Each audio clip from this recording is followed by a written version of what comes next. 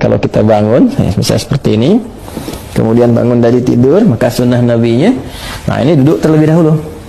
Ya, duduk dulu.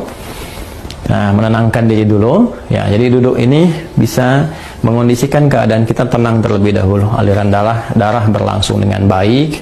Kemudian juga ya perasaan yang mungkin juga agak sempoyongan, belum stabil, ya kan? Kita stabilkan terlebih dahulu. Nah, jadi tidak dianjurkan bangun langsung berdiri atau bahkan ke kamar mandi atau tergesa-gesa, tidak. Kita mengambil keseimbangan diri dulu, biarkan darah mengalir dengan nyaman, nafas teratur, duduk terlebih dahulu.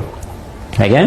Nah, lantas setelah itu, maka Nabi menuntunkan supaya menghilangkan bekas ngantuk dulu, ya, dengan bagian tangan dari itu. Masaha biadihi min athari naumihi. Jadi kita menghilangkan bekas ngantuknya dengan bagian tangan yang diduga bersih, gitu ya.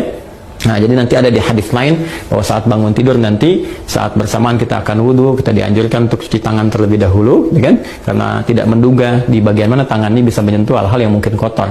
Tapi kita bisa menilai dan menduga dengan kuat di bagian tangan mana yang sekiranya bersih untuk kita gunakan untuk menghilangkan bekas ngantuk. Misal seperti ini, gitu kan?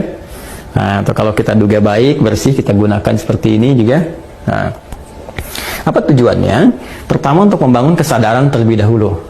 Ya, sebelum kita berdoa atau sebelum membacakan ayat-ayat atau kalimat thayyibah, supaya doa yang dibacakan, ayat-ayat Quran yang dibacakan, kemudian nilai-nilai spiritual yang dimohonkan kepada Allah itu tersambungkan dengan khusyuk.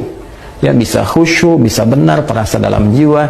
Karena beda rasanya ketika Anda bangun tidur masih ngantuk berdoa, misalnya doa bangun tidur gitu kan, atau baca beberapa ayat dari Al-Quran, itu rasa kejiwanya akan berbeda dibandingkan ketika Anda menghilangkan rasa kantuk, ya, kemudian sudah mulai agak fokus, sudah lebih baik, ya. Kadang-kadang kan ada yang baru begini, bangunnya jam 3 kan, tapi yang begini, tiba-tiba lihat jam, udah jam 4 ternyata 1 jam nggak sadar begini kan.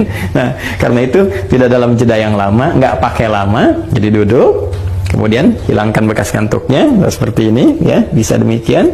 Setelah kita duga cukup baik, kita hilangkan bekas ngantuk, maka di Sunan Abu Daud tadi menunjukkan kepada kita membaca 10 ayat penutup di surah Ali Imran.